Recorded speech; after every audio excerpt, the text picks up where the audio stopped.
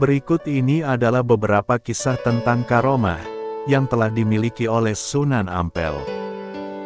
Saat diutus Raja Brawijaya V untuk membuka lahan perdikan atau otonom itu, Raden Rahmat berangkat dari Trowulan, menyusuri Sungai Brantas menuju ujung Galuh, Surabaya.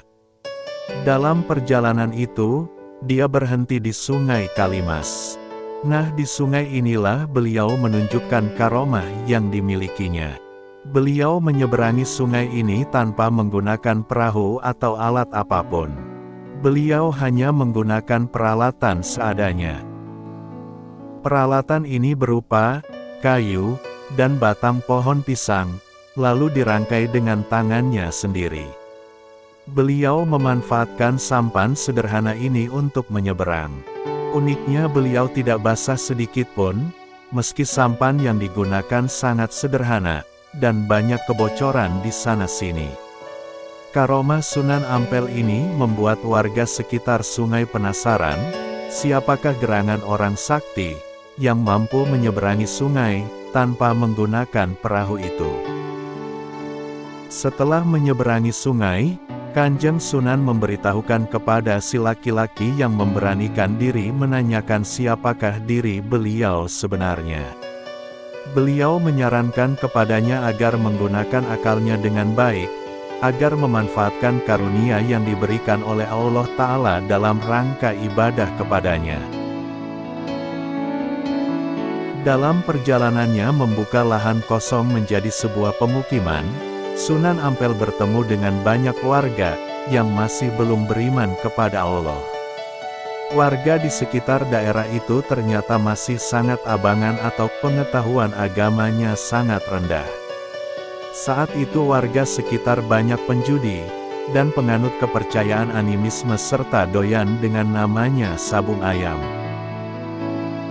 Dari sini kembali karomah Sunan Ampel ditunjukkan.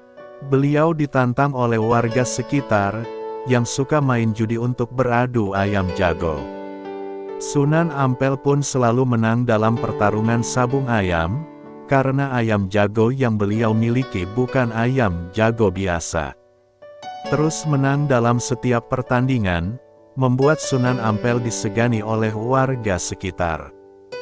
Melihat kehebatan sang Sunan, warga kemudian menyatakan taubat dan beriman kepada Allah.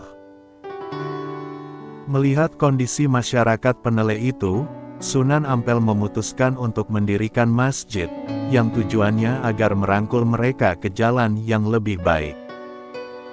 Memang sejak kedatangan Raden Rahmatullah di desa Peneleh, beliau selalu melihat situasi di Peneleh hingga akhirnya menetap di sekitar Peneleh, sekaligus mensiarkan ketauhidan ajaran Allah. Kehebatan sabung ayam yang ditunjukkan Sunan Ampel, dengan karomah yang dimilikinya membuat warga semakin tunduk, dan segan pada beliau. Kemudian, setiap hari masyarakat terus mengikuti dirinya. Seiring berjalannya waktu juga diajarkan tentang keimanan, dan tata cara beribadah yang benar. Di tempat itu pula didirikan langgar atau surau, untuk tempat ibadah. Sunan Ampel mengajarkan tata cara beribadah yang benar, termasuk meninggalkan kebiasaan berjudi, dan sabung ayam. Jika dilihat dari atas, Masjid Jami Peneleh ini mirip seperti perahu terbalik, yang menghadap ke arah barat.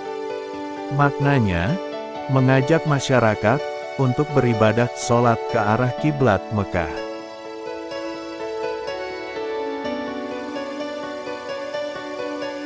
Mbah Soleh memang sangat terkenal, sebagai sosok yang biasa menjaga kebersihan.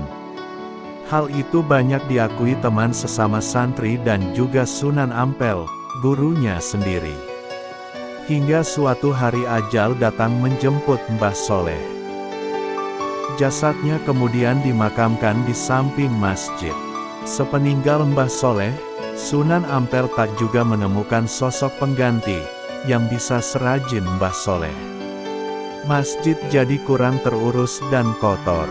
Saat itulah Sunan Ampel tiba-tiba ingat dengan Mbah Soleh, dan bergumam dalam hati. Kalau Mbah Soleh masih ada, Masjid pasti bersih, gumam Sunan Ampel.